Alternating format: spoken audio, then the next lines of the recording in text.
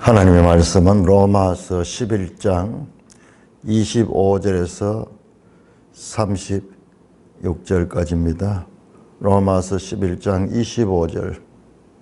형제들아 너희가 스스로 지혜 있다 하면서 이 신비를 너희가 모르기를 내가 원하지 아니하노니 이 신비는 이방인의 충만한 수가 들어오기까지 이스라엘의 들으는 우둔하게 된 것이라. 그리하여 온 이스라엘이 구원을 받으리라. 기록된 바 구원자가 시온에서 오사 야곱에게서 경건하지 않은 것을 돌이키시겠고 내가 그들의 죄를 없이 할 때에 그들에게 이루어질 내 언약이 이것이라 함과 같으니라. 복음으로 하면 그들이 너희로 말미암아 원수된 자요 택하심으로 하면 조상들로 말미암아 사랑을 입은 자라. 하나님의 은사와 부르심에는 후회하심이 없느니라. 너희가 전에는 하나님께 순종하지 아니하더니 이스라엘이 순종하지 아니함으로 이제 긍휼을 입었느니라. 이와 같이 이 사람들이 순종하지 아니하니 이는 너희에게 베푸시는 긍휼로 이제 그들도 긍휼을 얻게 하려 하심이라. 하나님이 모든 사람을 순종하지 아니하는 가운데 가두어 두심은 모든 사람에게 긍휼을 베풀려 하심이로다. 깊도다 하나님의 지혜와 지식의 풍성하며 그의 판단은 헤아리지 못할 것이며 그의 길은 찾지 못할 것이로다. 누가 주의 마음을 알았느냐? 누가 그의 모사가 되었느냐? 누가 주께 먼저 드려서 갚으심을 받겠느냐? 이는 만물이 주에게서 나오고 주로 말미암고 주에게로 돌아감이라. 그에게 영광이 세세 있을지어다. 아멘. 오 하나님 아버지 은혜를 감사합니다. 놀라운 하나님의 말씀을 깨닫게 하시니 감사를 드립니다. 영광 존귀 찬송 주님 세세토록 받아 누리시옵소서. 우리 주 예수 그리스도의 이름으로 감사하며 기도드리옵나이다. 아멘. 자, 우리가 이번에 이 로마서를 공부를 이렇게 하면서 이제 비로소 로마서가 어떤 책인가를 바르게 공부하게 되는 거예요. 아마 지난번에도 제가 이 로마서를 했는 것 같은데 그때 이런 부분은 그냥 지나갔는데요. 이것이 지금 로마서 전체의 결론이에요. 오늘 읽었던 본문이 11장의 본문일 뿐만 아니라 11장의 절정일 뿐만 아니라 9장에서 11장의 절정이고 이 로마서를 기록한 하나님의 거지 사도 바울의 이 가장 중요한 메시지가 여기에 들어 있는 것입니다. 그래서 사도 바울은 1장 25절에서 이 신비를 너희가 모르기를 원자. 이 신비는 비밀이거든요. 비밀. 우리 성경에 어떤 데는 비밀이라고 번역을 하고 어떤 데는 신비라고 번역하니까는 헷갈리는데 이게 무스테리온이라는 그런 비밀인데 이 비밀이 뭐냐 그러면 이거예요. 이거. 이방인들이 하나님의 구원에 속하게 되고 그리고 유대인들이 그로 인해서 시기를 하고 다시 하나님께로 돌아오는 원가지가 이방인들이 버려지고 유대인들이 이스라엘이 버려지고 이스라엘이 버려지는 것을 넘어졌다, 버렸다, 꺾였다, 완악해졌다, 불순종했다 이런 표현을 했는 거야. 얼마나 중요하면 성경 가운데서 같은 내용을 이렇게 다양하게 표현한 적이 있을까요? 11장 11절부터 32절까지. 그 다음에 그 이스라엘이 불순종했던 그 결과가 오히려 거기서 끝나지 않고 이방인에게는 또는 세상에게로 하나님의 구원이, 하나님의 구원의 물결이 이스라엘의 이 넘어짐으로 말미암아 그 물결이 이스라엘에서 이방인에게로 흘러나가는, 온 세상으로 흘러가는 기회가 됐다. 그래서 이방인의 구원, 세상과의 화목, 그 다음에 접붙임을 한데 이방인들이 이 참감람나무에 접붙였다. 푸시스. 이게 본성이 다른데 이게 본성이 다른 가지가 본성의 이 참 원가지에 접붙임을 냈다. 그 다음에 이스라엘의 완악함은 이방인의 충만함이 되고 이스라엘의 불순종이 이방인이 하나님의 긍휼을 입게 되는 이와 같은 기회를 가지게 됐다. 이스라엘의 실패, 이스라엘의 불순종이 하나님의 구원 계획의 실패를 가진다. 그게 아니다. 이것조차도 다시 저희들 이스라엘과 이방인 다가 이 구원에 이르게 되는, 다시 이스라엘이 원가지가 되고 온 이스라엘이 구원을 얻고 이스라엘이 하나님의 긍휼을 다시 받는 이와 같은 하나님의 구원의 경륜, 구원의 이 과정. 여러분, 이 내용은 우리 성경 가운데서 가장 높은 차원의 하나님의 구원의 경륜을 설명하는 내용이에요. 이걸 봐도 우리가 이 성경이 가지는 성경 전체에서의 그 중요성을 우리가 모르는 거예요. 그래서 사도 바울께서 이걸 설명하고 난 다음에 33절에서 36절까지 하나님의 구원 경륜의 놀라운 그와 같은 지혜를 감탄하는 거예요. 그럼 사도 바울은 어떻게 이와 같은 것을 알게 되었는가? 여러분, 이게요. 사도 바울을 통해서 우리도 이 하나님의 이와 같은 구원 경륜을 이 기록을 통해서 알게 되는데요. 이 일은 우리 인생으로서 알 수 있는 최고의, 도무지 인생으로서 알 수 없는 하나님의 구원의 이 과정들을 우리가 알 수 있게 하는 거예요.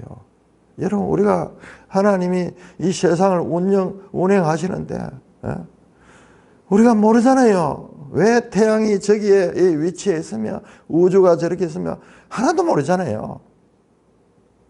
알려고 노력하지만은, 현대 과학을 통해서 노력하지만은, 그러나 그런 부분에 대해서는요, 심지어는 우리 존재가 왜 여기에 태어났는가, 어디로 가는가, 세상을 알지 못하는, 우리 성경을 통해서 유일하게 아는데, 그뿐이 아니라, 그게 아니라, 그 차원이 아니라 하나님의 구원이 완성해 나가는 그와 같은, 그것을 다른 말로 표현할 수 없어요. 그래서 구원의 경륜, 오이코노미아, 하나님의 살림살이, 오이코노미아가 경제학이라는 게 거기는 이코노믹 하는 게 거기서 나왔거든요.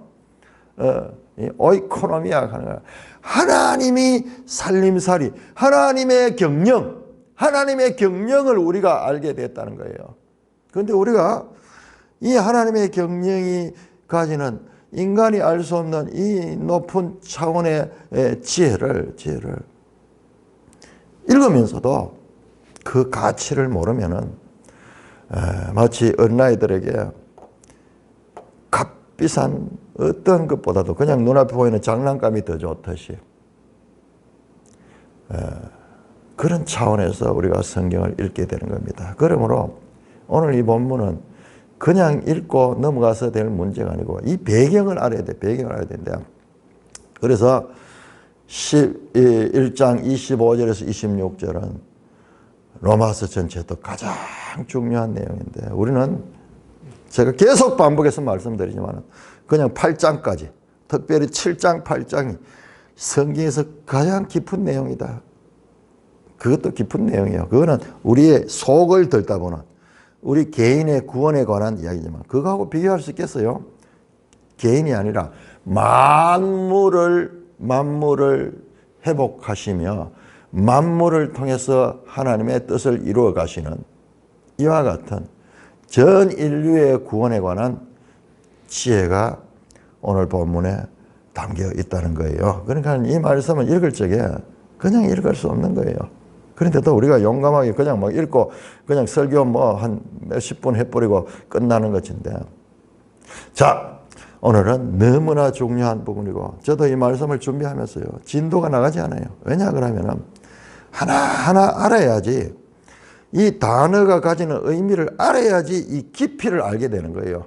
그런데 우리가 교회에서 이런 것들을 깊이 다뤄야 되는데 교회에서는 이런 것을 다룰 시간이 거의 없는 거예요. 우리 산돌교회는 특별하게 따로 이렇게 매일 새벽마다 말씀을 1시간씩 이렇게 이 강의를 하니까는 여기 올 수 있는 거지, 평생 교회에도 이런 부분을 제대로 다룰 수 있는 기회를 가진 교회가 잘 없을 거예요. 자, 이 깊이를 알려고 하면은 구약 성경과 이 배경을 다 알아야 돼요. 자, 그것을 오늘 하겠는데 그 전에 먼저 우리가 24절까지 해서 참 신비하게 나오죠. 자, 이와 같이 원가지들은 꺾이고 이스라엘은 넘어지고, 근데 여기에 이방인들이 구원을 얻는 기회를 가지는 그 가운데서 다시 이스라엘이 구원으로 참여하는데 하나님이 쓰시는 방법이 이스라엘을 시기하게 한다. 시기하게 한다. 시기를 시켜가지고 그렇게 다시 돌아올 수 있도록 한다 하는 말이 참 우리가 좀 이상하죠? 그 말씀이 질투거든요. 시기가 같은 질투라는 말이면 자기들이 하나님의 백성이었는데 오히려 저 이방인들이 하나님의 자녀가 되고 자기들은 버림을 받게 되니까는 그것을 보고 다시 시기를 해가지고 돌아온다는 말씀이 그냥 우리 그 정도로 알아가지고는 이 위대한 하나님의 구원의 경륜이 제대로 알아지는 거 아니에요. 남녀가 사랑하는데 시기하잖아요. 시기하잖아요. 그 인간이 가지는 아주 독특한 그런 속성인데 시기하고 질투하는, 우리가 아는 단어는 그 수준밖에 안 되는데 그 수준으로서는 하나님 뜻을 제대로 이해할 수가 없습니다. 자, 오늘 이 시간에 질투, 시기가 무엇인가 우리가 알아야 되는데 성경에서 이 시기는 아주 독특한 의미를 가지고 있습니다. 시기, 질투입니다. 질투 같은 단어예요. 그래서 또 여기도 마찬가지야. 가장 중요한 데 가면 오늘 말씀했던 이 비밀과 신비, 이것도 같은 말인데 따로 번역해보니까 더 헷갈리게 되죠.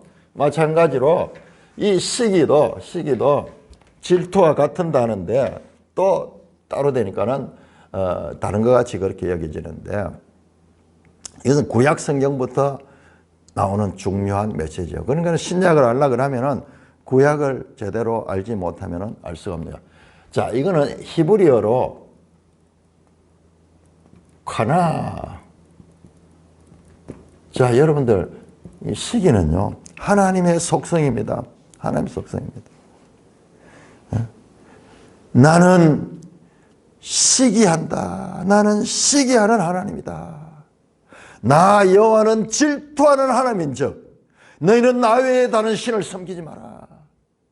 이것은요 하나님의 속성이에요. 이 단어가 가지는 깊이와 넓이와 높이를 알아야 돼요. 그냥 우리 인생 입장에서 남이 잘 될 때 시기하고 질투하고 그런 뜻도 그 속에 들어있어요. 맨 그거예요. 그런데 그것이 그런 차원이 아니라 여러분,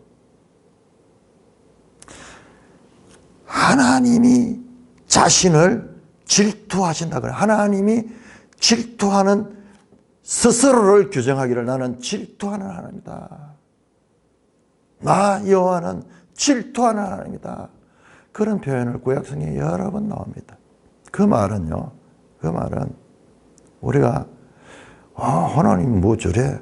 그런 차원이 아니고요. 그런 차원이 아니고 우리가 어떨 때 질투를 합니까? 어떨 때 우리가 질투를 합니까? 어떨 때 시기를 합니까? 견디지 못하는 시기와 질투가 나오는 것은요. 내가 사랑하는 사람이 나를 버리고 다른 사람에게로 가서 그것도 참으로 지지리도 못난 사람한테 가가지고 거기에 붙어가지고 좋다고 그 결과는 비참하게 되는 것만. 우리 사람으로 치면 노름꾼, 사기꾼, 제비족 같은 그런 사람한테 춤바람이 나가지고 그렇게 갔을 적에 버려버리면 되지만은 사랑하는 남편의 입장에서는 그러지를 못하는 거예요. 그게 바로 호세아스잖아요. 호세아스. 그래서 우리가 호세아스를 인용했잖아요. 로마서에서. 자, 이 시기와 질투는 놀랍게도 우리 인간의 어떤 그 속성일 뿐만 아니라 하나님의 이게 하나님의 형상의 관계다. 형상. 하나님의 형상을 따라서 지음을 받아 갈 때에 하나님의 형상이 하나님의 속성 가운데 하는 하나님, 이게 시기하는 게 하나님의 속성이야. 무슨 하나님이 그래? 아니에요. 그 말은요. 하나님이 우리 인생들을 얼마나 사랑하는가를 알려주는 표현입니다. 자, 우리 한번 구약성경 오늘 쭉 찾아보면서 구약성경을 통해 가지고 이 시기 질투가 이런 거구나. 자, 우리 출애굽기 20장 한번 찾아보면 출애굽기 20장 제일 먼저 나오는 하나님이 질투하는 하나님이라는 말씀입니다. 10계명에 나와요. 10계명에 20장 5절입니다. 20장 5절. 그것들에게 절하지 말며 그것들을 섬기지 말라. 우상이죠. 나 여호와는 질투하는 하나님이다. 자, 여기서 이 말씀도 이제 제대로 이해가 되네요. 나를 미워하는 자의 죄를 갚되 아버지부터 아들까지. 여기서 미워한다는 것은요. 아버지를 버리고 하나님을 버리고 다른 사람한테가 우상을 숭배하는 그걸 하나님이 그 사람이 하나님을 미워한다고 표현한 거야. 우리 로마서에도 이 비슷한 표현이 나왔어요. 자, 그냥 5절을 읽으면 이해가 잘 된다죠. 하나님은 질투하는 하나님인즉 거기까지 하면 되는데 나를 미워하는 자의 죄를 갚되 아버지와 아들까지 3, 4대에 이르게 하노라. 나를 사랑하고 내 계명을 지키는 자는 천대까지 한다. 미워하는 자는 누구냐? 우상을 숭배하는 자, 여호와를 버리는 자. 그 자를 질투하는 거야. 그 자를 질투하는 거야. 그것을 하나님이 그를 미워하는 것이 아니라 우상을 숭배하는 자라는데 하나님께 등을 돌리고 하나님을 미워하는 거야. 미워하는 거야. 뒤에 나오죠. 사랑하는 자, 하나님을 제대로 섬기는 자. 사랑하는 자는 천대까지 복을 베풀고 미워하는 자는 3, 4대까지 그 죄를 갚는다. 사랑하는 자는 천대, 미워하는 자는 3, 4대. 비교가 안 되죠. 그럴 정도로. 근데 하나님이 여기에서 자신을 질투한다고 나옵니다. 누구? 나를 버리고 우상에게 절하고 우상을 섬기는 자. 하나님이 질투하시는 상황입니다. 그 말은요. 하나님이 우주 만물 다 창조자인데 그게 뭐 대수예요? 그거 왜 질투예요? 그거 왜 질투예요? 하나님 너무 쪼잔하잖아요. 그거 어떻게 창조돼요? 여러분 그게 우리 인간이 가지는 죄된 생각이에요. 반대로 이 우주 만물의 주인이신 하나님께서 우리 인간을 얼마나 독점적으로 사랑하시려고 해요. 독점적으로 사랑하고 싶은데 우리 인간이 자유의지를 가지고 있다고, 하나님의 형상을 따라 만들어져서 자유의지를 가지고 있다고, 하나님을 미워하고 우상을 숭배하는 그 상태를 가지고 있는, 이 말 속에는 하나님이 우리 인생들을 얼마나 사랑하는가 하는 거예요. 하나님이 세상을 이처럼 사랑하사.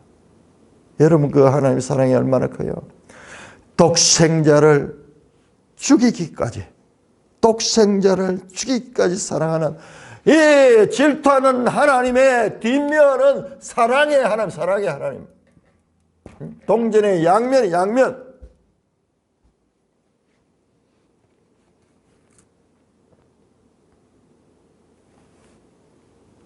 자, 출애굽기 34장 14절, 34장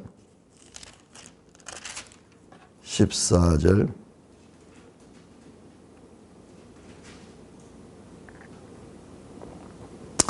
너는 다른 신에게 절하지 말라. 여호와는 질투하는 이름에, 질투라 이름하는 질투의 하나님이다. 하나님 질투하는, 다른 우상을 숭배하고 다른 신을 섬기는 것. 나를 버리고 하나님이 어디만큼 사랑하냐. 남편이, 남편. 여러분 남편의 사랑이, 남편의 사랑. 이걸 가장 잘 표현한 그거야. 아내가 남편을 버리고 다른 사람이 가는데 그것도 제비족 같은 사람이라, 노름꾼이라, 사기꾼이라, 겉은 번지르하게 그렇게 매력 있는 거 하지만은 유명한 남봉꾼인 걸 알고 있어요, 남편은. 그런데 거기 가는 거야. 그냥 다른 남자에 가는 것만 해도 안타까운데, 뻔하게 그 속이 들다 보이는 그런 지금 스스로 함정에 빠져들어가는 그 모습을 볼 적에 바로 이와 같은 하나님의 감정이 나타납니다. 하나님 전능하시고 전지하시고 무쇠부지하시고 사랑의 하나님이시고 절대 주권자이신데, 그런데 우리가 다른 우상 그 앞에 절한들, 그 우상인들 신이 아니잖아요. 그거 그냥 사람 손으로 만드는 거잖아요. 이사야에서 말하잖아. 그거는 돌이고 목수의 이 창작품이 지나지 않지. 그건 아무것도 아니야. 아무것도 아니야. 그런데 왜 하나님은 그 일을 할 때에 그렇게 질색팔색을 하실까요? 여러분 구약성경 보세요. 그 부분에 가면 하나님이 그 모든 채통을 다 잃어버리고 방방 뛰면서 막 분노와 진노를 그렇게 표시하는 그것이 바로 우리 하나님이에요. 그게 하나님이에요. 사랑의 하나님이요. 내가 그들의 남편이 되었어도 그들이 나를 버렸다. 하나님의 그 심정을 표현할 수 있는 거죠. 바로 이 에레미야 31장 31절에서 그렇게 내가 그들의 남편이 되었어도 그들이 나를 버리고 떠나가 버렸다. 나를 미워한다. 나를 미워한다. 여러분 이것이 하나님의 시기와, 그러니까 이 이스라엘의 질투를 이용해서 돌아가신 이게 하나님의 속성 가운데 속하여 있는 것입니다. 자, 민수기 25장. 민수기 25장 11절. 민수기 21장. 제사장 아론의 손자 엘라사의 아들 비느헤스가 내 질투심으로 질투하여 이스라엘 자손 중에 내 노를 돌이켜서 내 질투심으로 그들을 소멸하지 않게 하였도다. 그러므로 말하라. 내가 그에게 평하였냐. 아론의 이 손자 비느하스가 이스라엘이 우상 숭배를 하고 뿐만 아니라 저 이방 여인들과 막 음행을 하는 그 하나의 종교적인 의식의 일종이거든요. 그럴 적에 비나스가 가서 그 남녀를 가서 창으로 찔러 죽였어. 그때 나오는 말이야. 비나스가 했는 건 내 질투심으로 질투했어. 그 내 질투심을 누구를 줘서 내가 이스라엘 전체를 다 멸해버리려고 하는데 그가 내 질투심으로 질투하여 내 노를 돌이키게 만들었다. 그만큼 남편은 그 아내를 사랑하는데 그 아내는 철없는 거예요. 아무도 모르는 거예요. 하나님이 그 심정을 호세아서를 통해서 호세아서 전체가 그 내용이잖아요. 그 내용. 13절입니다. 그와 이스라엘 후손에게 영원한 제사장 직분의 언약이라. 그가 그의 하나님을 위하여 질투하여 이스라엘 자손을 속죄하였다.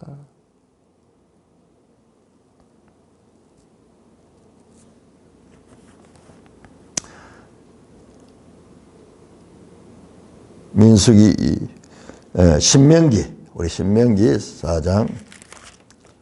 자, 이게 이 질투 시기가 성경의 일관되게 나오는 하나님의 속성입니다.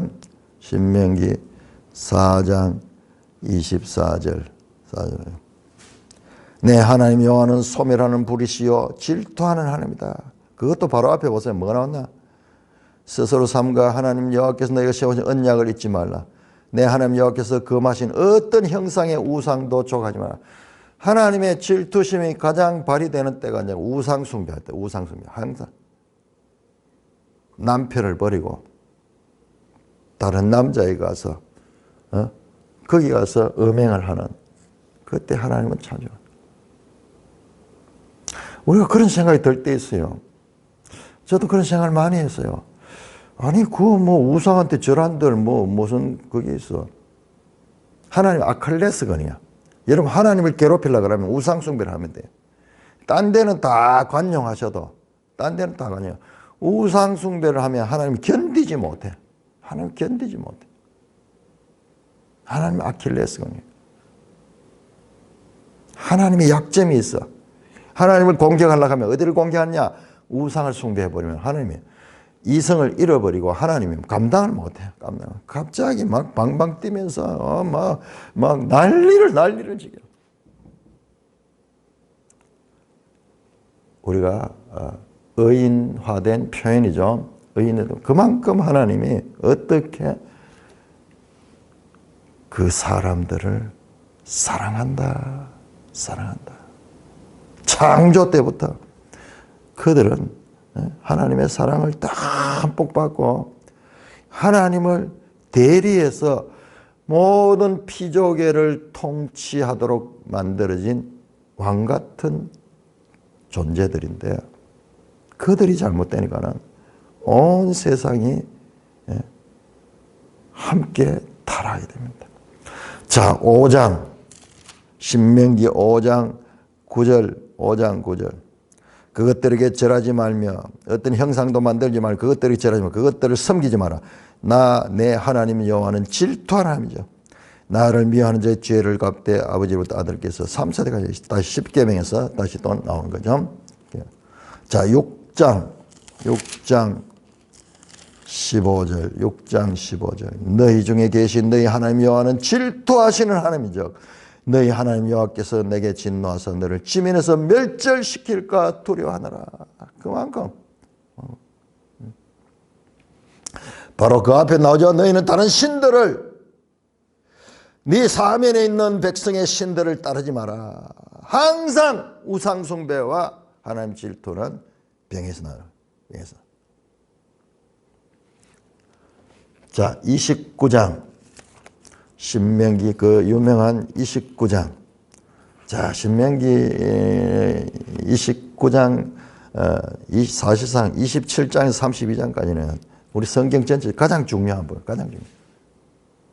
우리가 이것을 그냥 복 받고 뭐 화 받고 그것만 알면 여기가 성경의 가장 중요한 메시지. 그리고 로마서 9장에서 11장이 여기서 나와요. 여기서 나와요. 그걸 우리가 알아야 돼요. 이 강의를 듣는 분들도 성경을 평소에 제대로 읽지 않은 사람들은요, 이 내 강의가 전혀 이해 안 되는 거예요. 그러나 말씀을 사랑하고 이 말씀을 계속 읽어서 뜻을 잘 몰라도 읽은 분들은 이 신명기 29장의 말씀이 쭉 저 로마서 9장에서 11장과 울리는 것이다. 여기에서 소리쳤던 그 소리가 그 로마서 11장에 와서 그 울려 나오는 것을 발견하게 되는 거예요. 가장 성경 안에서 제가 발견한 가장 위대한 울림이 바로 신명기 29장, 30장, 31장. 사실은 27장에서 32장까지 그 부분과 로마서 9장에서 10장. 그러니까 구약의 가장 높은 봉우리와 신약의 가장 높은 봉우리가 만나고 이 두 개를 동시에 볼 수 있으면 하나님의 구원의 경륜에 대한 하나님 뜻을 제대로 알게 되는 거예요. 그러니까 우리가 지금 하고 있는 공부가 얼마나 놀라운지 몰라요. 자, 29장 20절. 그러나 이건 수십 년 동안 성경을 읽어서 발견하기 때문에 보통 분들은 잘 몰라요. 잠깐 많이 읽어 놓으세요. 많이 읽어 놓으면 성경을 항상 읽다 보면 성령의 감동으로 뭔가 성경과 성경이 연결되고 같은 말이 반복되어서 나오면서 지금 우리 질투도 보세요. 계속 합니다. 자, 구약 성경에서 반복은요, 강조입니다. 반복이 강조예요. 우리 사람도 같은 말을 계속 반복해야지 그 마음에 새겨지듯이 하나님이 그와 같은 방법을 씁니다. 자, 29장 20절. 여호와는 이런 자를 사지 않을 뿐 아니라 그 위에 여호와의 분노와 질투의 불을 부으시며 이 책에 기록된 모든 저주를 그에게 달 것이다. 말씀을 듣고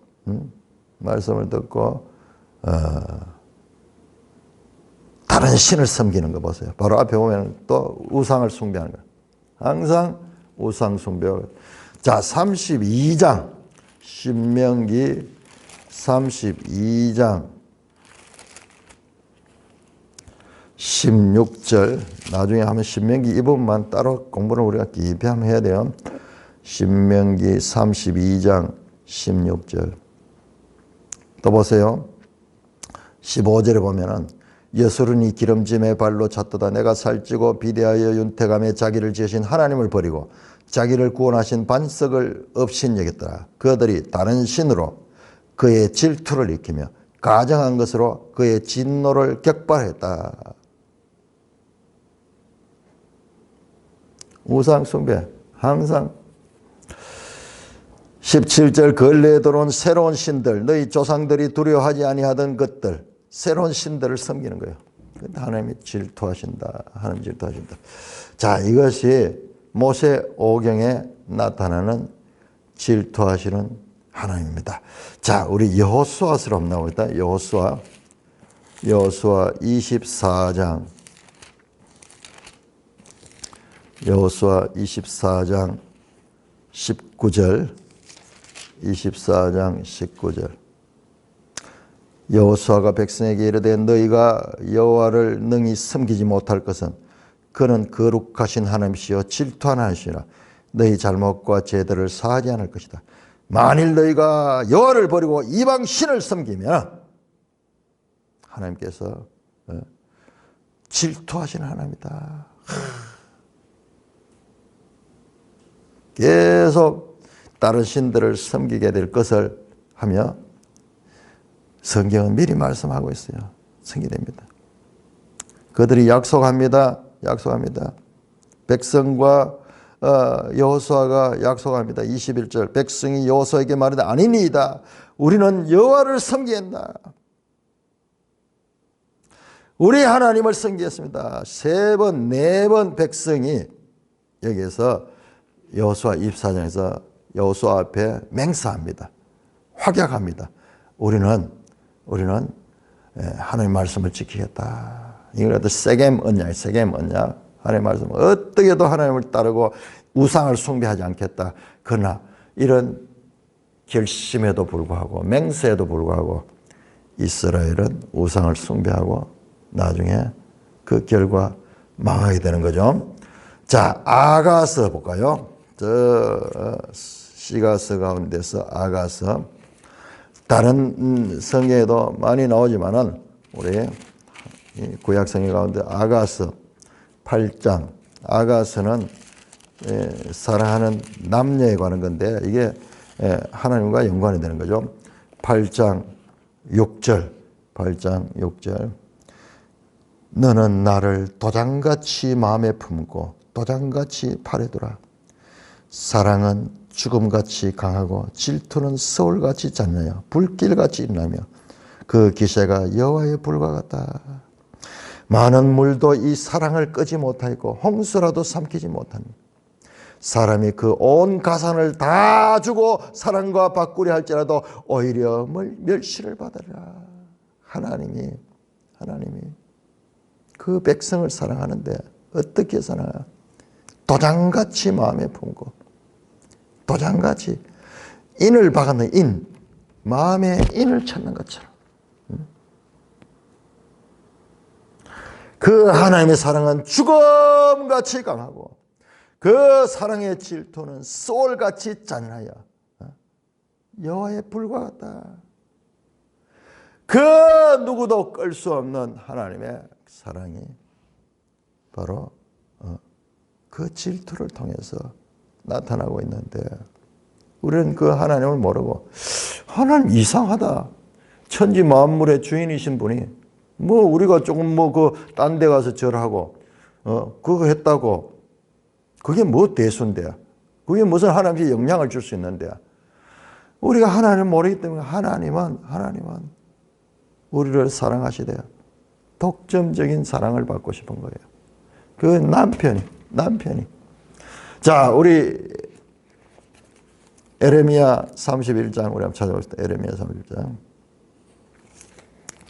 자, 그래서 유일하게 우리가 이 하나님을 이해할 수 있는 것은 남편의 그 아내 사랑, 또 더불어 가지고 아버지가 부모가 그 자식을 사랑하는 것과 비교할 수 있을까요?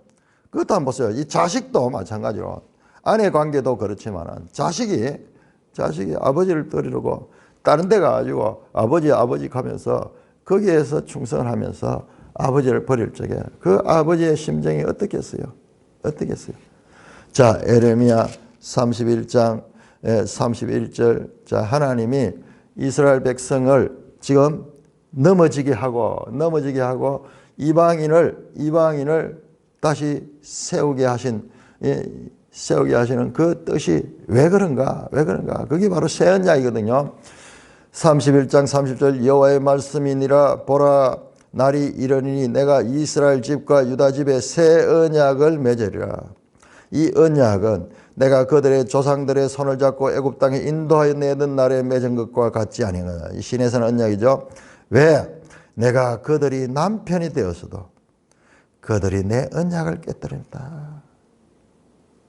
하나님의 그 백성들을 우리 인간의 언어로서 남편이 그 아내를 사랑하듯이 했는데 버림받은 남편인 거예요. 버림받은 남편이에요. 그 심정. 그것이 질투하시는 이 심정이고 하나님께서는 그 이스라엘의 회복을 이와 같은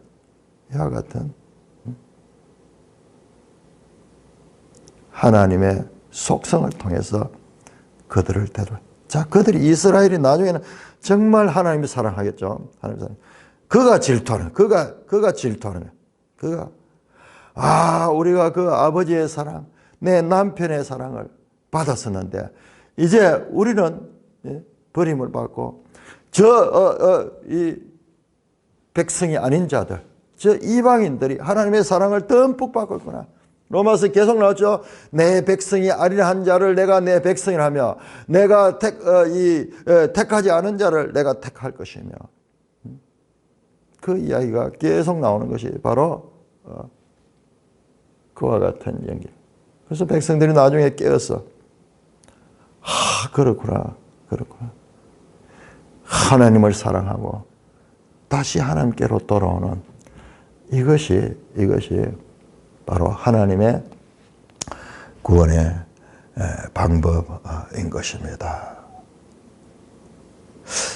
자, 이와 같은 것을 우리가 알아야 됩니다. 그 시기케 하여서 돌이킨다는 그 말씀이 가지는 그 의미가 하나님과 연관이 되어 있습니다.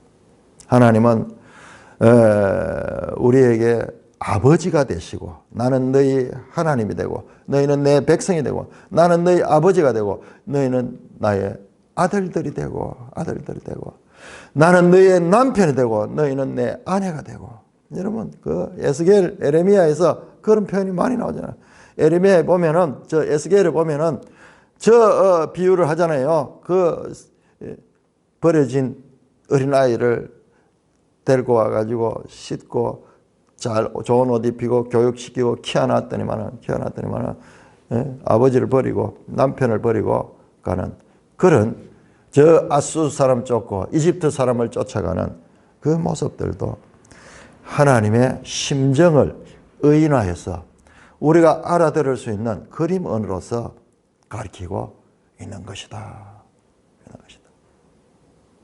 그것이 그 방법을 하나님께서는 이스라엘에게 통하여서 구원케 하시는 하나님의 이 방법이 그와 같은 방법을 쓴다는 것이 지금 로마서에 반복해서 나오죠. 자, 우리 로마서 10장 19절 반복해서 나옵니다. 10장 19절에서 먼저 이렇게 말씀해요. 19절에서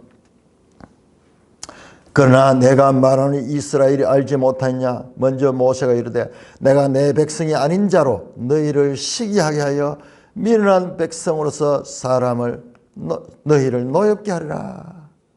내 백성이 아닌 자, 이방인, 그리고 미련한 백성, 하나님을 알지 못했던 우둔한 백성. 근데 그들을 사랑함으로, 그들이 하나님의 사랑을 받음으로 말미암아 본 자식들이 이제 시기하게 되는 거예요. 질투입니다. 질투 같은 단어예요. 가나. 그리고 이게 헬라어로는 이 중요한 단어는 우리가 원어로 알다. 이게 히브리어고 헬라어로는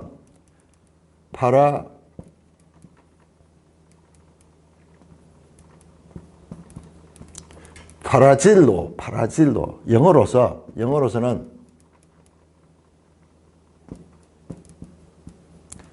영어가 이 헬라하고 닮아고 파라질로스 또는 질로스 질투 시기 이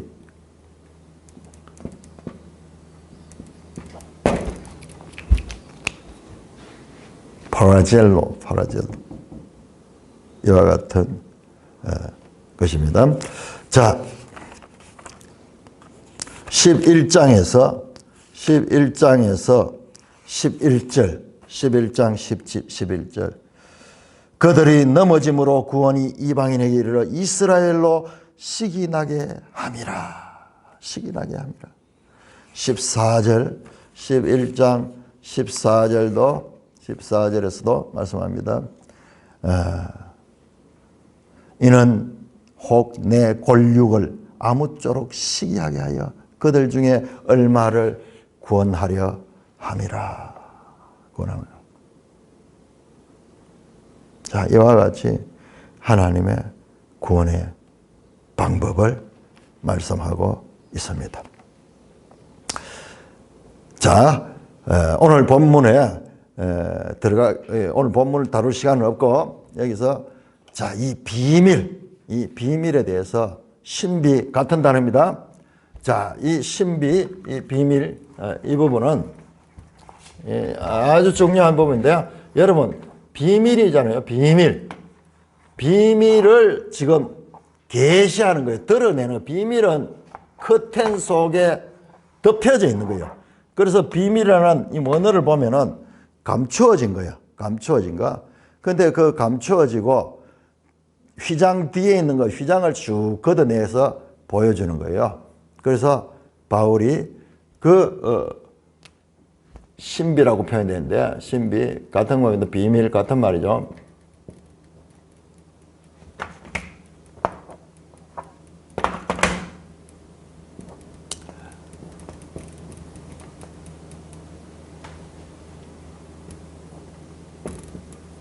영어로 미스테리.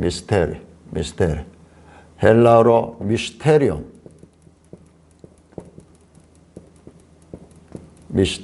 같은 단어입니다. 자, 이것이 얼마나 중요한가. 이 부분을 다룰 시간은 없고, 이거는 따로 아주 중요하게 다뤄야 됩니다. 내일 다루겠는데, 그 전에 제가 책을 한 권 소개하는데요. 여러분, 우리 이 기독교 이 신학자들 가운데요. 정말 대단한 분들이 계셔요. 이 성경을요. 여러분, 우리들이 많이 듣잖아요. 저기 독일이라든지 이런 데 신학자들 또는 자유주의 신학자들 성경을 막 비판하거든요.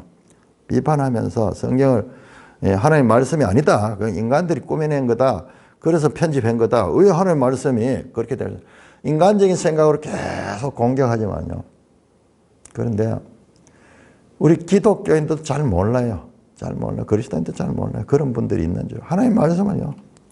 대대로 이어가면서 조상 때부터 그 말씀을 하나님 말씀으로 믿고 계속 연구해서 이런 단어 하나조차 일관되게 구약과 신약 전체를 통틀하면서 이 가지고 있는 그 중요성을 연구하는 학자들이 있어요. 그걸 성경신학자.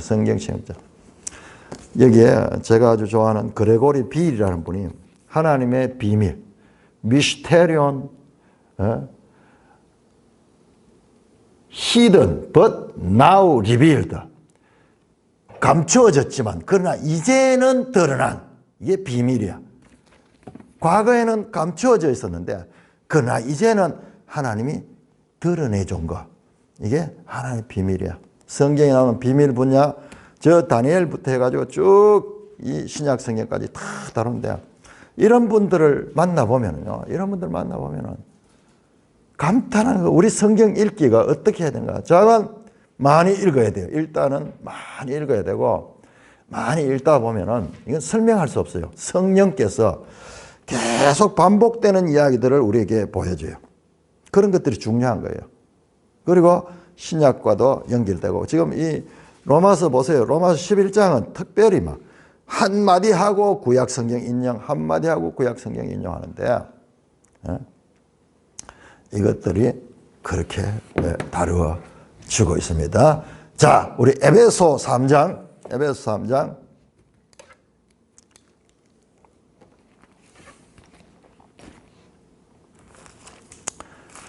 에베소가 엄청난 책이죠. 로마서와 깊이는요, 에베소서가 더 깊이가 있습니다. 이건 하나님의 구원의 경륜에 관한 거죠. 우리가 지금 보는 게 그기잖아요. 하나님의 인류 전체의 구원의 경륜에 대해서 말씀하는데, 자, 에베소 3장 1절부터 봐야 되겠네요. 3장 1절부터. 이러므로 그리스도 예수의 일로 너희 이방인을 위하여 갇힌 자 된 나 바울이 말하거니와. 자, 이방인의 사도로서, 지금 로마서에서도 바로 앞에서 그 말씀을 했습니다. 나는 이방인의 사도로 불림을 받았다. 어제 다뤘죠. 자, 어제 11장 13절, 내가 이방인인 너에게 말하노니 내가 이방인의 사도인 만큼 내 직분을 영광스럽게 여긴다. 그러니까는 바울이 유대인이면서도 이방인의 사도로 일하니까 이방인들이 생각하기를, 야, 그렇구나. 자기 동족은 하나님께서 버리셨구나. 그래서 우리한테 지금 말하는구나. 그게 아니라고 설명하잖아요. 아니야. 하나님 이방인도 이스라엘 사랑해. 너희를 사랑한다고 해요. 너희에게 기회가 왔다고 그들을 버린 거 아니야. 그런 오해를 깨기 위해서 이방인의 사도. 자, 그 이야기 동일하게 나옵니다. 에베소 3장 1절. 그리스도 예수의 일로 너희 이방인을 갇힌 자 된 나 바울은 말하거니와 너희를 위하여 내게 주신 하나님의 그 은혜의 경륜을 너희가 드리라. 이야, 뭐라고 배워? 은혜의 경륜. 이런 거는요, 우리가 말로 표현할 수 없는 그런 차원의 내용이에요. 그 은혜의 경륜, 아까 말씀드렸죠. 오이코노미아, 하나님의 경영을 이야기하는 경영. 그 경륜이 뭐냐? 하나님의 그 은혜의 경륜이 뭐냐? 곧 설명한다. 계시로 내게 비밀을 알게 하신 것. 자, 바울이 이 은혜의 경륜을 어떻게 아느냐? 하나님께서 계시해 줬어. 계시하다, 리벌레이션. 하나님이 열어서 보여준 거예요. 바울의 연구가 아니고, 바울의 생각이 아니고, 하나님께서 바울에게 계시를 주셔가지고 내게 비밀을 알게 하셨다. 비밀은 숨겨진 것, 계시는 그것을 이제 열어서 보여주는 거예요. 내가 먼저 간단히 기나요. 그럼 그 비밀이 뭐냐? 이 은혜의 경륜에 속하는 비밀, 같은 단어예요. 미스테리온. 이걸 갖다가 여기서는 또 로마서에는 신비로 번역하고 에베소는 비밀로 해보니까 또 헷갈리게 만드는데 같은 단어입니다. 그러니까 원어를 깊이 공부하려고 하면 원어를 할 수밖에 없어요. 자, 이 비밀 뭐냐? 그 비밀을 설명합니다. 그 비밀이 뭐냐? 이제 그의 거룩한 사도가 선지자에게 성령으로 나타냈다.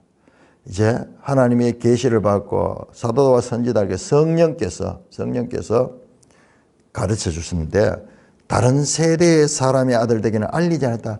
아무도 알 수 없었어. 하나님 말씀에 있지만은 아무도 그 뜻이 무엇인지 알 수 없었던, 가리워졌던 것을 이제 바울에게 계시해 주셨는데 그게 뭐냐? 6절이에요. 6절.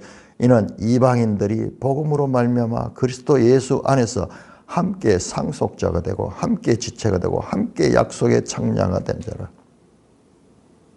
바로 이방인들이 하나님의 구원에 참여하는 이것이 바로 미스테리온, 하나님의 비밀이에요. 비밀.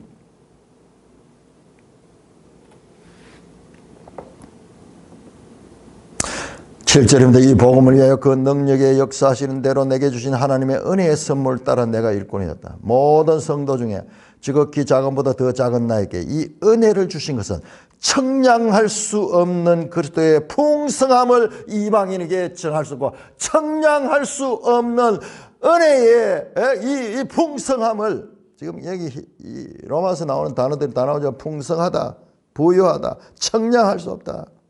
그것을 이방에 전하시고 영원부터 만물을 창조하신 하나님 속에 감추어졌던 비밀의 경륜이 어떠한 것을 드러내려 함이라. 바로 바울이 지금 이 어려운 이야기가 바로 이 이야기를 이방인들이 하나님의 구원에 참여하는, 그리고 그들로 말미암아 시기하여서 이스라엘도 다시 구원에 이르게 되는 이와 같은 하나님의 경륜을 보세요. 얼마나 용어들이 얼마나 어려워요.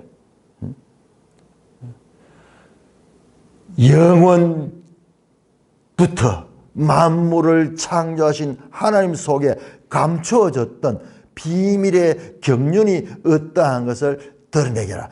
이는 이제 교회로 말미암아 하늘에 있는 통치자들과 권세들에게 하나님의 각종 지혜를 알게 하려 합니다.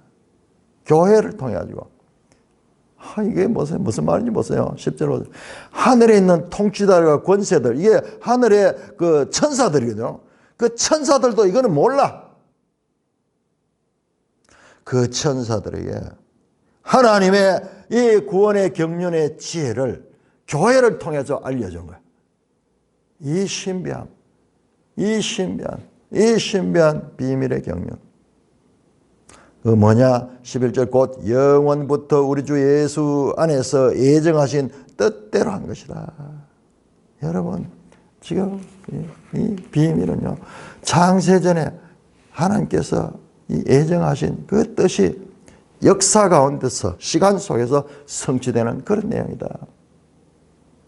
자, 이와 같은 하나님의 구원의 영원하신 경륜이 이제 때가 되어서 성취되고 있는 이 장면을 말씀하고 있다. 자, 본문에 대해서는 우리가 내일도 1시간 만에 떼려고 모르겠는데요. 다뤄야 되는.